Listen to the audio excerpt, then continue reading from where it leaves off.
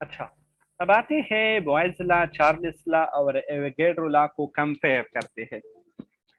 Comparison में जाने से पहले मैं आपको एक मजे वाला बात बताता हूँ। आपको पता है इन तीनों लाज में हम चार चीजों के साथ खेल रहे हैं। किन चीजों के साथ? सिर्फ चार चीजों के साथ हम खेल रहे हैं। और वो चार चीजें क्या है? शाबाशी, अपने साथ नोट करो। एक है हमारे साथ वॉल्यूम। वॉल्यूम। एक है हमारे साथ प्रेशर। एक है हमारे साथ टेम्परेचर और एक है नंबर ऑफ मोल्स। इन चार चीजों के साथ हम खेल रहे होते हैं। बॉयज लॉ में भी हम इन चार चीजों के साथ खेल रहे हैं, चार्ल्स लॉ में भी, एवोगैड्रो लॉ में भी।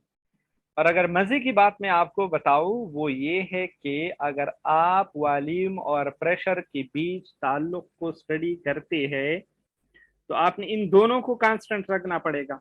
लेकिन अगर आप वॉल्यूम और टेम्परेचर के बीच जो है रिलेशनशिप को मालूम करते हैं तो आप प्रेशर और नंबर ऑफ मोल्स को कांस्टेंट रखेंगे। बहुत इजी ट्रैक है ये, ठीक है। और अगर आप वॉल्यूम और नंबर ऑफ मोल्स के बीच रिलेशनशिप को स्टडी करते हैं तो प्रेशर और टेम्परेचर को कांस्टेंट रखेंगे। यानी एक शॉर्टकट आपके साथ ये हो गया कि इन तीनों लाज में हम वॉल्यूम का रिलेशनशिप स्टडी करते हैं, बॉयल्स लॉ में प्रेशर के साथ, चार्ल्स लॉ में टेम्परेचर के साथ, एवोगैड्रो लॉ में नंबर ऑफ मोल्स के साथ। अब मेरी बात को समझ गई? तो अभी आपको मैं मजीद क्लियर करता हूं और वो ये है, काइंडली फोकस। सबसे पहला, ये बॉयल्स लॉ जो है इसको रॉबर्ट बॉयल ने स्टेट किया था, चार्ल्स लॉ को जैक्वेस चार्ल्स ने, एवोगैड्रो लॉ को अमीलियो एवोगैड्रो ने। बॉयल्स लॉ में हम वॉल्यूम और प्रेशर के बीच रिलेशनशिप को मालूम करते हैं। This is MCQs. The law which relate volume and pressure is dash. Boyle's law give relationship between dash and dash. Dash and dash are related by dash law. ठीक है। Charles law में हम volume और temperature की base पर relationship को मालूम करते हैं और एवोगैड्रो लॉ में हम वॉल्यूम और नंबर ऑफ मोल्स की रिलेशनशिप मालूम करते हैं। काइंडली ये हो गए आपके साथ तीन एमसीक्यूज। तीन नहीं है, बहुत सारे एमसीक्यूज इससे बन सकते हैं, लेकिन मैंने आपको बेसिक जिक्र किया। अब बॉयल्स लॉ में दो लोग कांस्टेंट रहेंगे, टेम्परेचर और नंबर ऑफ मोल्स। मैंने आपको पहले बता दिया, अगर आप वॉल्यूम और प्रेशर के बीच रिलेशनशिप को मालूम करते हैं तो टेम्परेचर और नंबर ऑफ मोल्स को कांस्टेंट रखना पड़ेगा। लेकिन अगर आप वॉल्यूम और नंबर ऑफ मोल्स की रिलेशन, वॉल्यूम और टेम्परेचर की रिलेशनशिप मालूम करते हैं तो keep the pressure and number of moles constant. और अगर आप वॉल्यूम और नंबर ऑफ मोल्स की बीच रिलेशनशिप को मालूम करते हैं तो keep the pressure and temperature constant. Statement का जिक्र तो मैंने आपके साथ किया था। और काइंडली आपने ये इक्वेशंस भी याद रखने हैं, P V is equal to K V by T is equal to K V by N is equal to K. ठीक है, ये याद रखना है।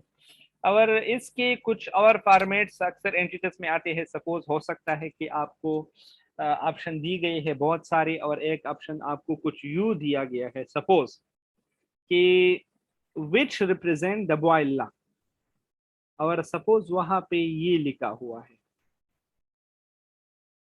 क्या ये इक्वेशन बॉयल चार्ल्स लॉ के लिए ठीक है जो मैंने लिख दिया, T by V is equal to 1/k? क्या ये ठीक है? No sir. नो। शाबाश। आप थोड़ा सोच सोच करो, kindly focus, you have to think. यहाँ पर मैंने लिख दिया t divided by v is equal to k, 1/k। क्या ये इक्वेशन चार्ल्स लॉ के लिए ठीक है? Yes sir. हाँ बिल्कुल ठीक है। क्यों?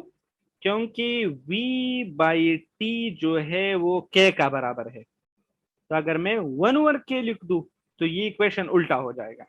तो ठीक है ना, ये बिल्कुल ठीक है। ठीक है, तो काइंडली आपने इस तरह चीजों इक्वेशन के साथ खेलना सीखो कि एक इक्वेशन की मुख्तलिफ अशकाल हो सकते हैं, फॉर्मेट्स हो सकते हैं। काइंडली वो फॉर्मेट आपने थोड़ी बहुत जो है ना समझना है। अच्छा, चार्ल्स लॉ जो है, एवोगैड्रो लॉ जो है, इसको हम यू भी लिख सकते हैं,